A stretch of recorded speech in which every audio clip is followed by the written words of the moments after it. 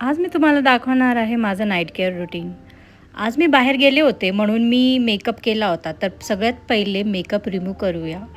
मी घेतलं हे शुगरचं क्लेन्झर. तुम्हाला जर डिटेल्स हवे असतील तर कमेंट कराल नक्कीच, मी सांगेल. क्लेन्झर कॉटन पॅडवर घेऊन मी सगळा मेकअप रिमूव्ह करून घेतला. त्यानंतर मस्तपैकी तुम्ही जो कोणताही फेस वॉश यूज करत असाल त्याच्याने छान तोंड धुवून या. मग मी लावली प्लिक्सची पोमोग्रॅनेट यूथ रिन्युअल नाईट क्रीम. छान 5 ते 10 मिनटं मसाज करायचा आपल्या फेसला.